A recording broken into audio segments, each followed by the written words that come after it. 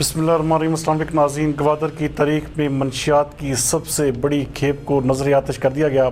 इस हवाले से पाकिस्तान कोस्ट गार्ड ने एक तकरीब का इनेकाद किया। हमारे नुमाइंदा खसूसी जावेद इब्राहिम मंगी के मुताबिक तकरीब में governor Balochistan justice retired Amanullah Yasinzai ने खसूसी तौर पर शिरकत की। JOC major general Amir Najam और DG coast guard Saqib Qamar भी इस तकरीब में मौजूद थे।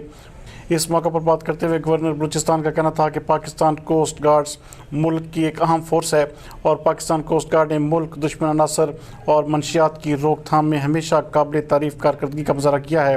उन्होंने कहा कि हम यही तवक्को रखते हैं कि आइंदा भी वो अर्ज़ पाक के तहफ़्फ़ुज़ और समाज दुश्मन अनासर के ख़िलाफ़ इसी जज्बे से काम जारी रखेंगे।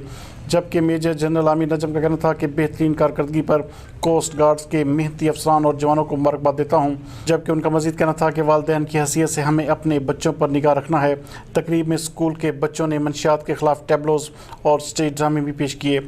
नजर आतिश की जाने वाली मंशियात में 33,500 किलो चर्स, 715 किलो हीरोइन और 300 किलो क्रिस्टल शामिल है। जबकि 80 किलो मार्फिन, 16 किलो आइस और 50 टन छालिया भी नजर आतिश किया गया।